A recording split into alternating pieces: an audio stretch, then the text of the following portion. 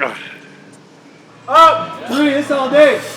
Up. 4, come on. Up. Yeah. Come on. Keep your back tight. Yes, sir. Big brace. PR lifestyle is more than just hitting a PR in the squat, bench, or deadlifts. A PR could be going a week without skipping a meal. It's about being the best version of yourself, always improving.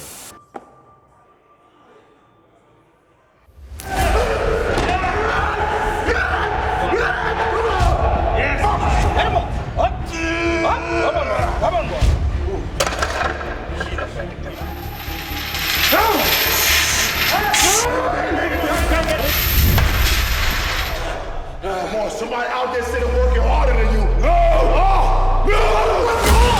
Somebody working harder. Hurry up. Let's go. Somebody gonna outwork you. Somebody outwork you right now. You versus you.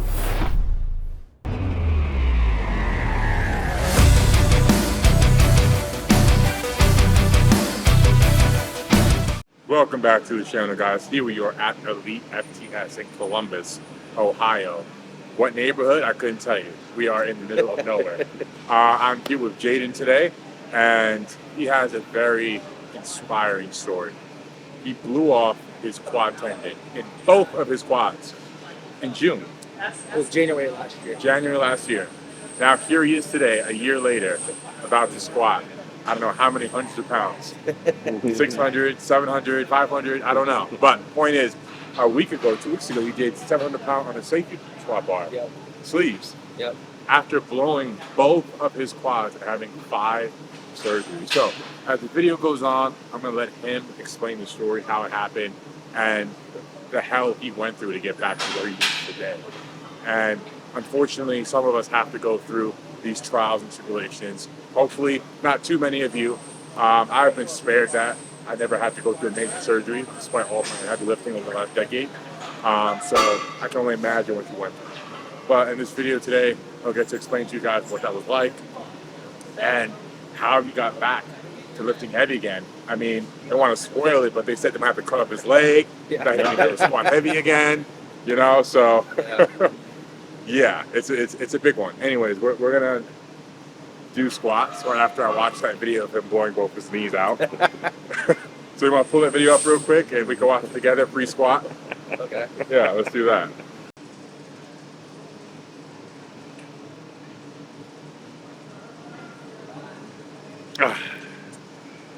Wow. Just agony. Crazy. Agony. It seems just like yesterday though. It's nuts, you know. I can imagine. I mean, something like this is just going to be deep ingrained in your memory. You're never going to forget that. Yeah.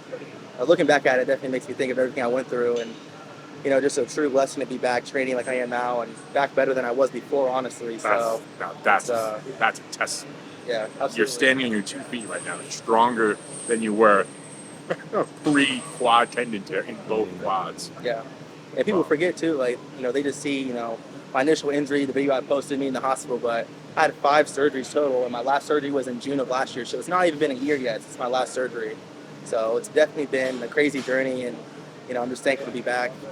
You know, unlike Adam's wimpy bitch surgery for his back, this was a real man surgery. What you did, what you went through, that was some tough shit.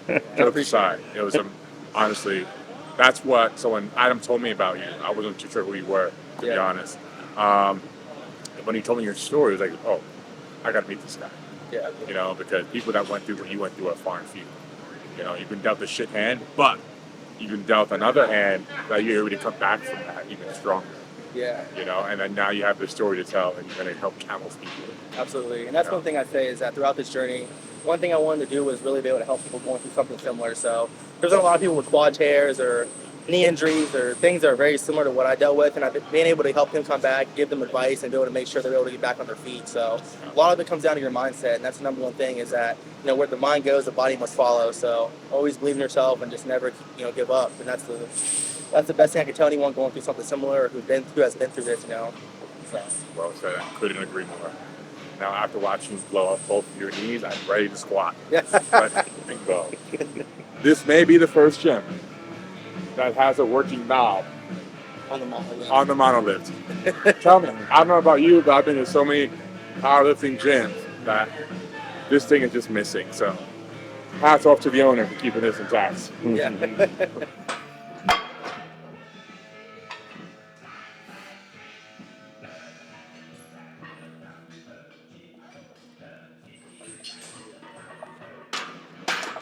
For the same programs I used to break 3 all-time world records in 3 different weight classes, click the link down below or visit larrywheels.com/programs.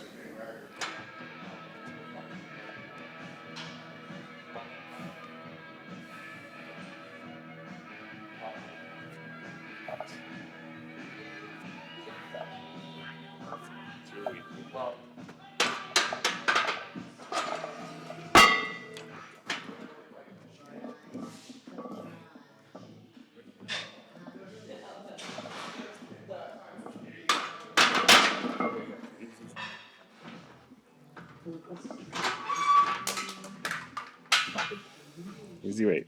Yep.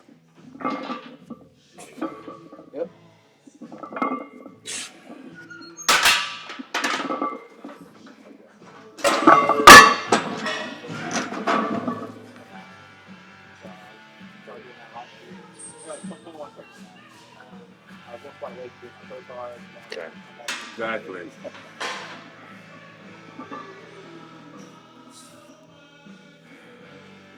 Up.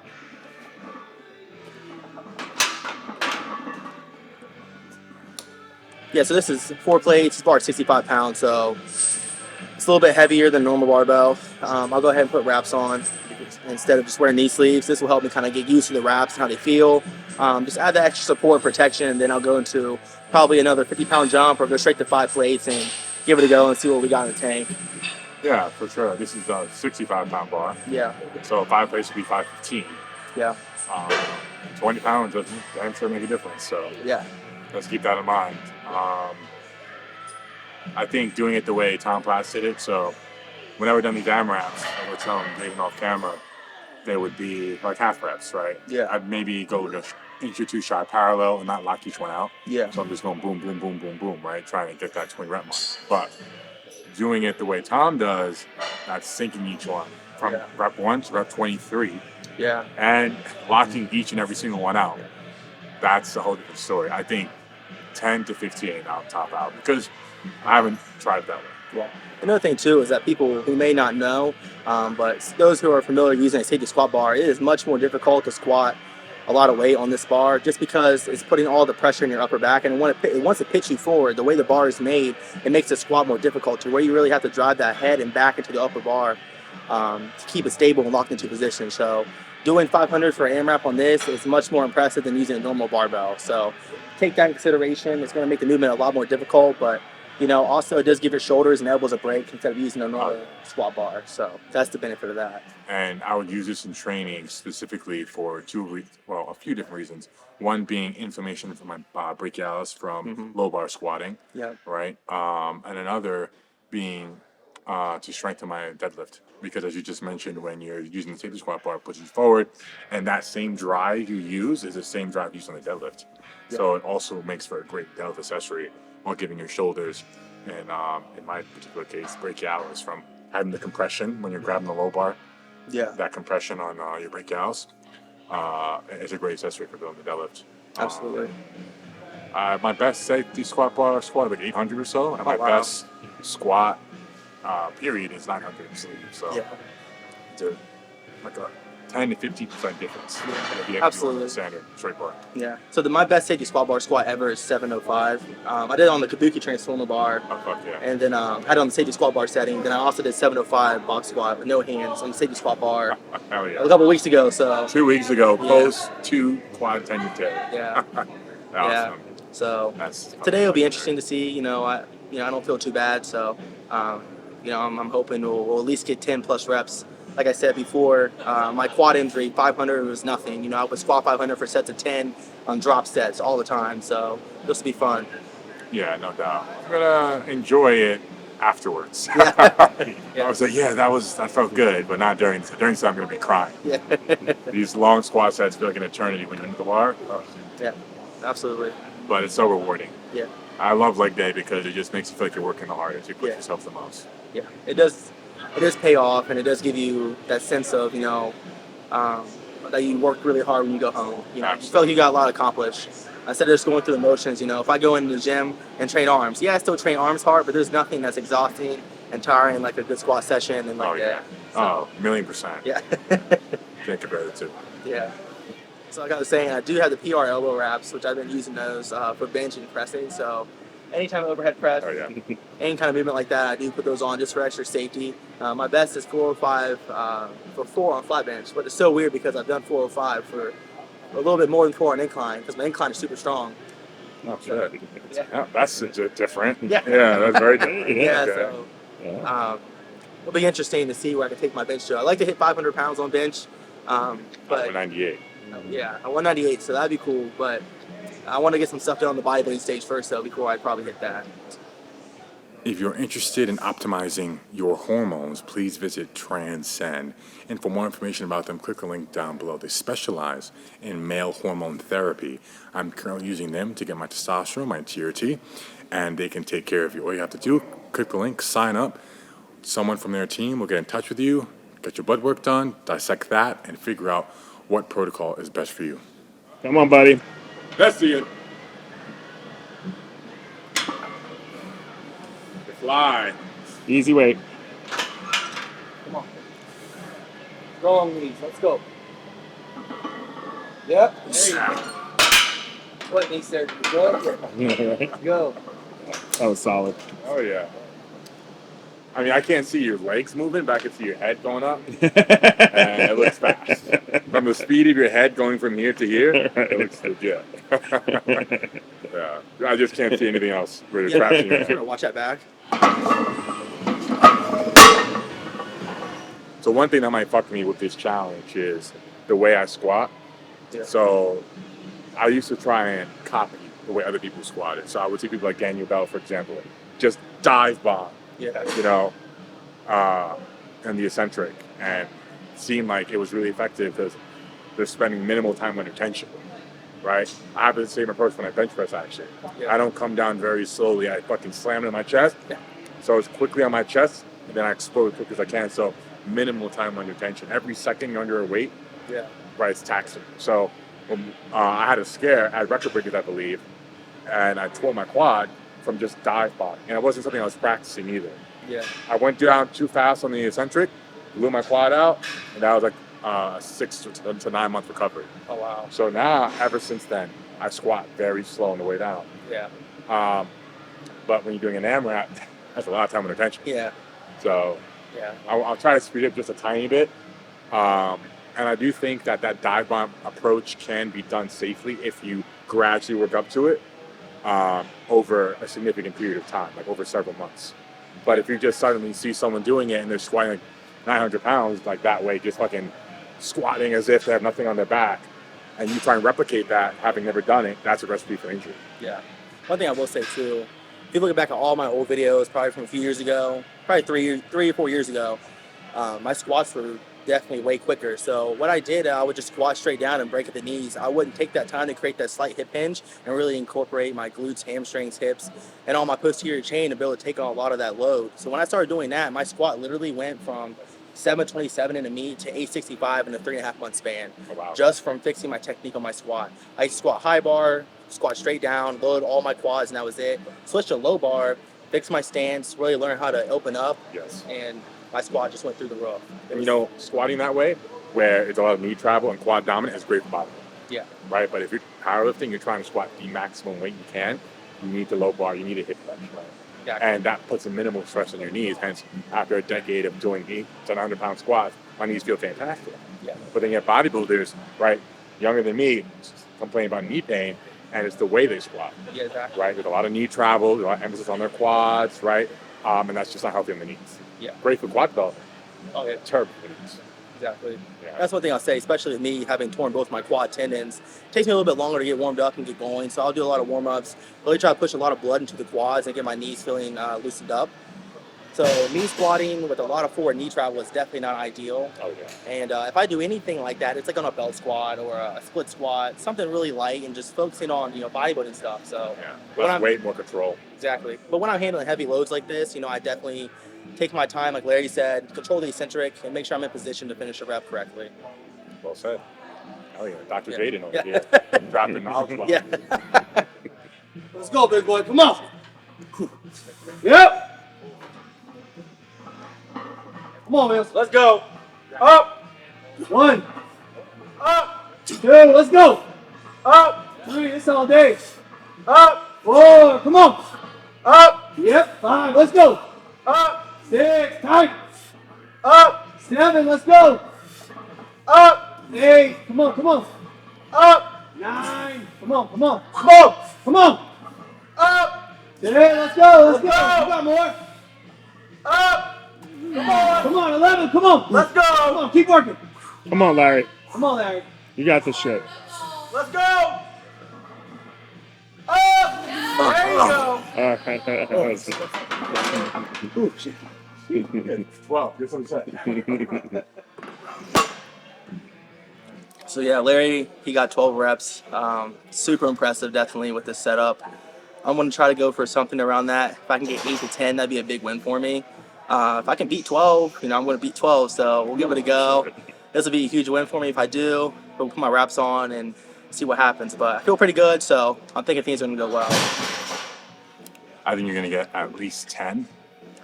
And I think the extra 2 and just might come down to stamina. Yeah. Yeah. Or 3 if you want to just do one up me.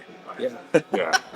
It's challenging. And as you said, you really do feel in your upper back, especially when you're doing reps. Yeah. The core is starting to give out, and that last couple reps, like, holy shit. Like, Yeah. I'm You really my got head in my to crotch. Yeah. Yeah. Yeah, really challenges upper back strength for sure. Like I just did, like I said, 495 for 20 2 weeks ago with a straight bar. Yeah. And it wasn't, like, each rep was not locked out. Yeah. It wasn't going all the way down. So Yeah. this was significantly harder. Yeah, especially me calling your depth there. There's no question about it, I was putting you where you needed to be, and those are all clean reps. So no one can say anything about that. Yeah. And, honestly, in training, like, unless you're bodybuilding, if you're powerlifting, you want every single rep to be textbook. Yeah, Right? absolutely. You train how you play. On competition, you don't do half reps. No. You lock at every single rep. You go all the way down every time. You do the same trick. Yeah, 100%. Yeah. So we're going to take one more warm-up for Jaden. Yeah. Okay. That injury taught him one thing, and that is to be more cautious. Take more time Absolutely. warming up, right? Yeah. And that's what injuries do. They teach you. You learn from your mistakes, and you learn how to prevent them from ever happening again. Yep. That's one thing I can say is that me taking my time, being more patient, has made a big difference in my training. I listen to my body a lot more. I spend more time warming up. I spend more time on mobility work. And that's the biggest thing I can say also is that take your mobility work serious. That will keep you safe from injury, and that will make you a much better lifter because it'll loosen you up and get you in a position you need to be to squat well. Guys don't take enough time doing that. You'll see guys just come in, hop onto the bar, no warm-up, no stretching, nothing. Yes. And then they get injured and they wonder what happened. Well, that's what happened. You didn't take the proper steps to prevent yourself from being injured, and it goes back all the way down to your recovery in general. So Most definitely. if you're going time and time and time again, in the gym and not doing anything to prevent yourself from getting hurt, then it's gonna add up. I just trained with Joe Mackey. He's going for a 1,000-pound deadlift. He's a pro bodybuilder. He pulled 910. Wow. No suit, just belt and straps about a month ago. And he had his first session with me in person after about 3 or 4 weeks of training. And long story short, is he worked up to 800 for a couple singles. He was very shaky at the top. Yeah. And he ended up tearing his adductor. Oh man. So what he didn't do, he didn't tell me that he had a pre-existing injury, Yeah. right? And the next thing he did was warm up Yeah. at all. There's no mobility work, And I want him to take things at his own pace for our first session together. Just observe. I just want to observe. Yeah. Rather than tell him, don't do this, do this. Just want to see what he was doing regularly. Yeah. And now he's going to be set back several weeks to recover fully from adductor tear. And it could have been prevented, not only if he just told me that he had adductor tear, but more importantly, if he warmed up his groin area, his adductors, abductors, glutes, hamstrings, his lower body to get it ready for the stress he's about to endure. And that means on the deadlift too, not just the squat.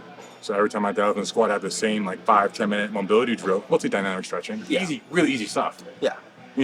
Just rocking back and forth, contracting, releasing certain muscles, pretty much every muscle I have, just to get myself ready to get under the bar.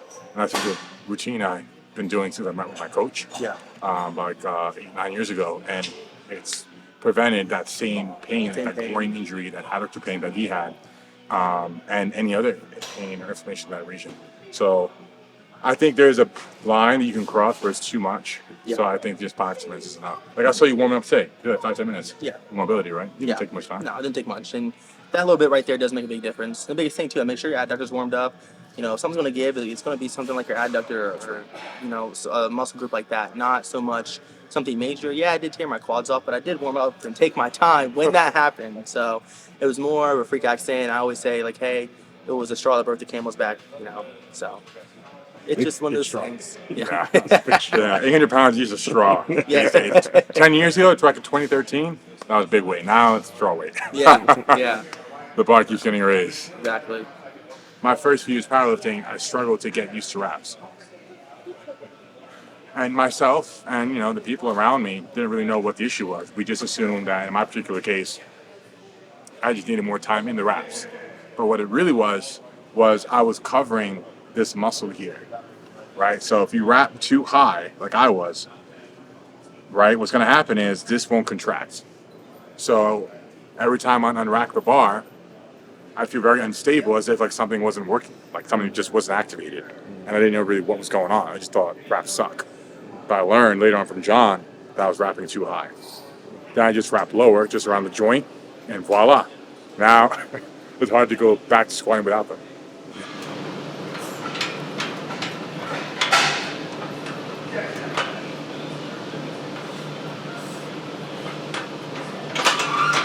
Come on.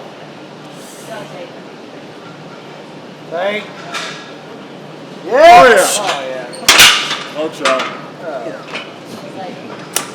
So a cue that helped me a lot with SSB squats is driving my elbows up and keep my chest up as I drop down, rather than trying to stay tight here. Because if you do that, right, if you try and lock your lats in and pull down, you're going to be pulling yourself under, right? And then that's going to make it really challenging to come out of in the hole. It's going to put more load in your upper back. Absolutely. So by driving elbows up, right, keeping that bar parallel here, and then again, just driving with your back as you would in a standard straight bar squat. Yeah.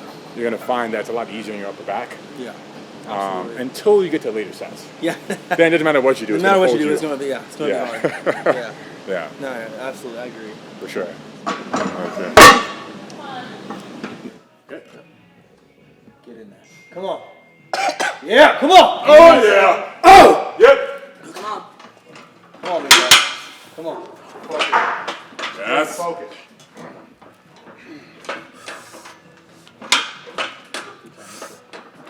Yep. Come on. Keep your back tight. Yes, sir. Big brace. Up. Come on. Oh yeah. Come on. Lower. Up. Yes. Let's Yes. go. Come on. Keep your head up, Jaden. Up. Yes. Hey, come on. Yep. Up. Stay in there. Four. Easy. Yes. Lower, lower. Up. Oh yeah. Come on, brother. Keep your head up. Let's go. Dry those knees out. Up. Yes. Here we go. Here we Keep your head go. high. Good Yep. one. Come on. Up. Oh yeah. Hey. Come Hey, you on. got both Big your heads brace. up. Big brace. Chest up. Come on. Rock it. There you go. You got kids on that last one hard. Nice job, though. Nice job, man. That's why you can't breathe. Yeah. The second to last one was really fucking good though. Yeah. I couldn't breathe. It took my circulation off my fucking head. Your fucking head's down. But you could fart. I didn't know that. My face was right up in it. Well done, though. Well done. Knee is It's stable? Okay. no fucker. Yeah. Yeah. Oh, shit. There we go. Triumphant. Woo! Oh, my If gosh. you had a PR belt, it would probably work. Yeah. Yeah, so with all the different kind of belts out there, why do you still use the pump? I use Ambers. What's that? I use Ambers. Just because you can get it adjusted a Her little belt, differently. yeah. Because she lets them multiply. So the gear's going to fit differently every time. Yeah, You know, that's true. depending if she's bloated or not.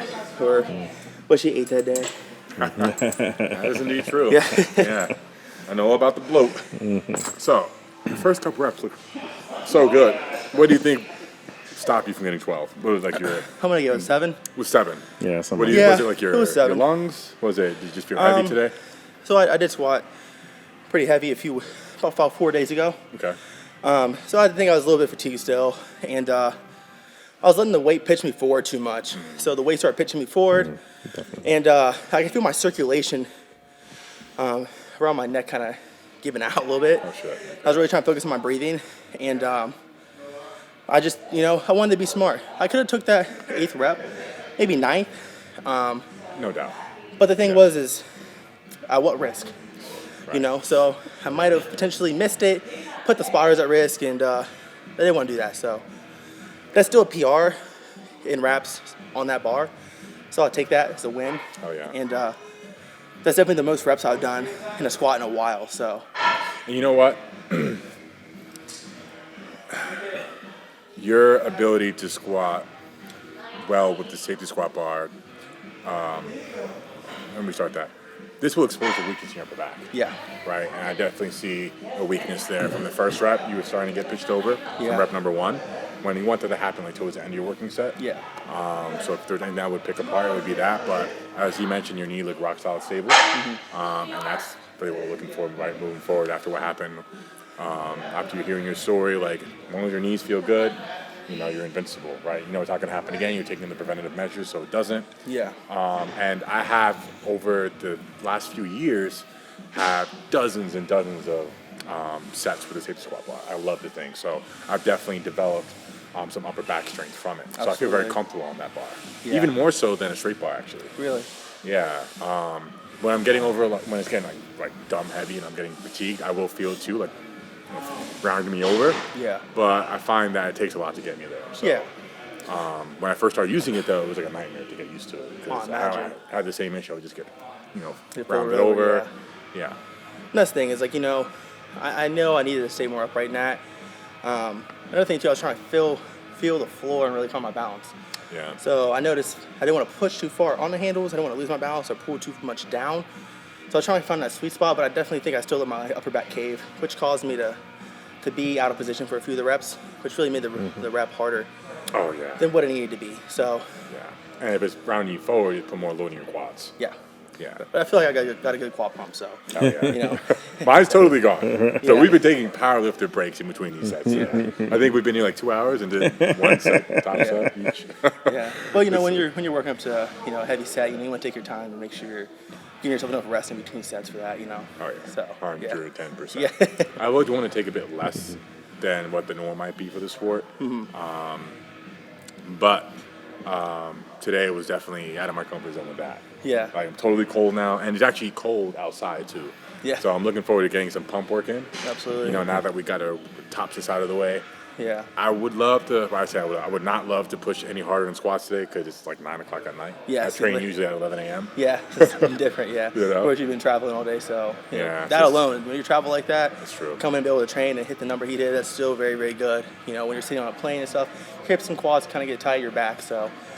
You know what though? I felt, because I flew business, honestly, I felt pretty good today. Okay, sweet. But mentally, I feel fatigued. Like, I can't find that drive to push Yeah. myself as I would early in the day. Yeah. Having not traveled. But physically, like my back, my knee, everything feels good. I wasn't stuffed in the economy seat, so Yeah. I was able to lay down. I was comfortable. Yeah. So I didn't. So that's why I invest a little extra to fly comfortably, especially when I'm going to be lifting after the flight. So that I can arrive feeling like refreshed, not feeling like, oh shit, I just was cramped in a coffin. And Yeah, I gotta go lift now. So Yeah. I just feel like mentally drained. But I have enough in me for some accessory work. Okay. Hope you do too. Yeah, no, for sure. So. You know what? He didn't even break a sweat. Is it that cold in here, or was it just too easy? You're not even sweating. Maybe Yeah, it's a small drop it up a little there. bit, yeah. Yeah. No, but that's the thing, at least come back from my injury. I have made some tweaks in my training. One thing I was saying is that I will push lifts like this. I enjoy it. It's a good escape for me mentally. I kind of almost use it as like a good outlet. Lifting heavy and really pushing myself to that top set, and then going in all my bodybuilding stuff. That's really going to benefit me coming back and getting on stage, since that's going to be the first thing I do since coming back from my injury. And it's a good balance. It makes me feel like, okay, cool. I'm still letting out all that aggression. I'm hitting heavy weight. It's fun. I enjoy. I'm training with people who push me as well. And then I go to all that bodybuilding stuff, get a good pump, and really build the muscle. Oh yeah, that's right. Yeah, I mean, bodybuilding and powerlifting, I think, go hand in hand. Done right, not at the same time. Right? Yeah. I think if you want to do both, and I recommend you do what you can, do what you love. If you love doing both, then do both. Just don't do them at the same time. Yeah. You know, that means like don't be prepping for a bodybuilding show and a powerlifting meet at the same time. Yeah. And I've heard that happening. Yeah. You know, would definitely not recommend it. Just, you know, do a prep for one, several months, take a break, then prep for the other. Yeah. Now I will say that that's one thing I ran into was when I was coming back from my shows. So I did 3 shows in 2021, and then I went to prep for the Ghost Clash, the first one, and which was the winner of 2022. So that was the first Ghost Clash, and I was getting ready for that meet. Started squatting heavy in sleeves, the first sleeve meet I ever did, and then blew my quads off beginning of 2022. So I think maybe me coming out of that rebound so quick and rapidly, then starting into a prep for powerlifting, caused me to potentially hurt myself. Because you don't think about it. You think like, oh, I'm getting huge, I'm rebounding, I feel strong, and then wham, like that, you're injured. How much time was it, you said, between your show and your powerlifting competition? So my last show was September of 2021 for North Americans. Okay. I did that show, and then I went into prep for powerlifting the end of October. So when Okay. yeah, so it was the end of October is when I started the next month. to ramp things up, and then November, December, we were really getting after it. So those months, and then of course January, the very end of the month was when I got injured, so I took a heavy squat, and that's when I blew my quads off. So it's nuts to think about it, because I was still like super vascular. Like I'm still pretty vascular for the most part, but I mean, you can still see all the striations and veins in my quads and stuff from bodybuilding. And when I look back, I think I was just in a spot where I was too dry and too lean to handle really heavy weight, and then my diet too was still restricted a little bit to an extent, so I wasn't pushing a ton of food like I would be in the middle of the off season, which is way more ideal for powerlifting. Ryan, we were just saying off camera to wrap this up and make it too long, but basically, you know, when you get hurt, there's always a story behind it. There's always a reason. There's an underlying issue that you maybe didn't figure out yet, right? It's not always, I think rarely it's a freak accident. Yeah. I think usually it's something under your control, you just didn't know what it was that led you to that injury in the first place. Maybe we didn't warm up, or maybe in your case, you didn't have enough time to condition post bodybuilding show for a powerlifting meet, right? Absolutely. So, I mean, honestly, I can't say we'll never know. I think the right person watching this can help us figure this out. Yeah. You know, especially if you were to talk to the right person, the guy I know at PT over in Dubai, David Johnson, he'd be able to tell you exactly why that happened. Yeah. You know, so, you know, when you have like a good PT, a good support system, and good communication, you can prevent a lot of major injuries. 100%. A lot of major setbacks, for sure. And I've had that throughout my whole powerlifting career. I've had great coaches. I've had great physical therapists. I've had great communication with them all. And I think while I've had minor tears, nothing ever that required surgery. Yeah. And let alone 5. Yeah. You know? Yeah. So the fact that you were to come back from that, again, like, that speaks evidence. Yeah. Very inspiring. So. I appreciate it. Thank you.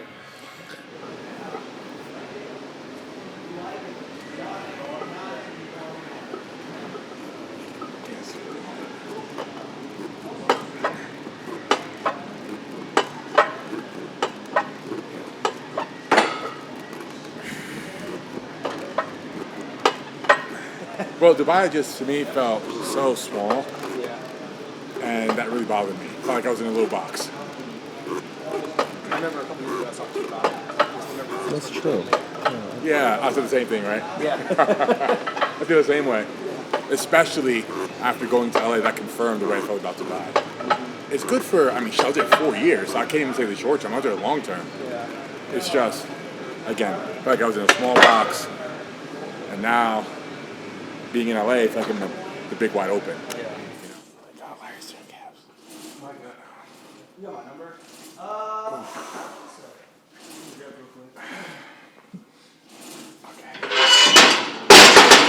Fun when they're big, like watching them getting gorged with blood. Your calves? Yeah, it's gonna be fun.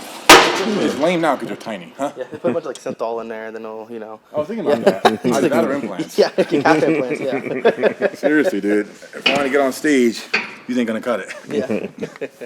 Damn, my triceps. Yeah. Holy shit. I don't think I've ever seen calves this good looking before. I know. Let me see from the back. Pick your jaw from the floor. Yeah. Holy Right? shit, look at that. The definition, the size. Look at that vein right there. Oh my God. Yeah, look at them shits. I'm telling you, they're gonna be fucking menacing very soon. I'm gonna shock the industry. Yeah,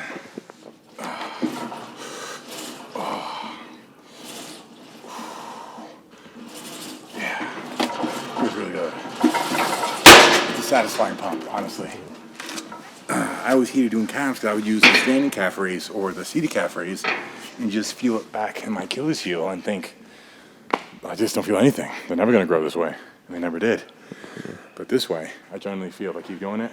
I'll say that's one thing I noticed too, like doing things like that, like leg press calf raise, another calf raise variations, like maybe like a donkey calf raise or something. Just different machines that I can feel my calves better on. I mean, honestly, I was saying earlier, me doing cardio for some reason, my calves seem to start to grow. But just walking on that slight incline or doing a Stairmaster, just think about flexing, in between steps. Yeah, that's smart. Yeah. I mean, when I start doing cardio very soon. So we are wrapping today's video over here at Elite FTS Gym in Columbus, Ohio. And thank you so much for joining us today. I'm really happy to give you the platform to share your inspiring story.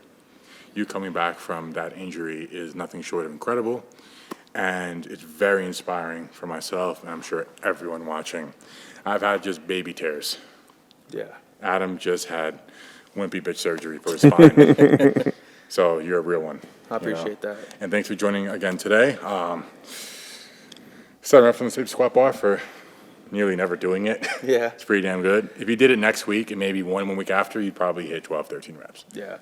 Like I said, I think my position just got a little bit off, and I wasn't used to being in reps for a while, so there definitely was some new variables in there that I have to kind of get used to. But just kind of going on the fly and hopping in there and giving it a good run, I'm happy with that, especially from coming off my injury and then having my last surgery be in June, so it still hasn't been a full year since I had my last surgery. So we're on track to do great, this year and competing. My first show is the end of September, my first regional show, and then after that I'll go to the Amateur Olympia in November and compete to win my pro card, which I believe 100% will happen. So he does it all. He is nearly a pro bodybuilder and at the pro level in powerlifting. And see, that is something that I'm going to touch on for a second. What advice do you have for people trying to do both, and also for those who are dealing with an injury similar to yours? The advice I say, you got to figure out what you want to do more than anything, what you want to lean towards. When I look at my injury, I'd say I was coming back from my last show at the end of September, going into powerlifting prep almost immediately in a sense. So I was trying to compete at a high level in 2 sports back to back. And I know I was pushing this threshold by doing that, and I was going for an all-time world record squat that was 6 years old, still hasn't been broken. So I know I was going to push my body to a high limit, and I really didn't give myself enough time to recover and rest and just recoup from going through a prep where I did 3 shows. So if you want to be able to do both and be at a high level, you really need to think about what your body's going to have to go through to get to that, and what you need to be able to put yourself through training-wise to make those goals happen. So prioritize one or the other, I think, for your goal, and then go to the next. One thing I would say is give yourself enough time in between bodybuilding to powerlifting to transition from one prep to another. That's And right. that's going to make your prep for both even more successful, and your body's going to really love that. Giving yourself adequate time to get conditioned for the heavy lifts. Absolutely. It's super important. And how about advice for those who are dealing with a similar injury to yours? For anyone dealing with a similar injury to me, one thing I would say is make sure you stay positive and stay locked in mentally more than anything. It's very easy to slip into a dark place mentally when you're going through an injury like this, especially me having 5 surgeries. I'd start to come back, I'd start to train, then I'd be back in the hospital again because of the MRSA infection I had in my right leg. So there was no real answer for me for a while. I kind of was just having to go with the punches and just deal with it. If anyone's going through anything similar, just know that you will overcome this, and all this will be in the past soon before you know it. And that you'll look back at this and just realize how tough and how strong of a person you were to be able to overcome all this and what you're capable of. So if anyone's going through anything similar, just stay positive, stay focused, and don't hesitate to reach out, and I'll share my story with you guys and keep you motivated. Hell yeah, man. Could not have said it better. And on that note, this man deserves a follow. Please click the link down below, and we will see you guys very soon on the next one. Take it easy.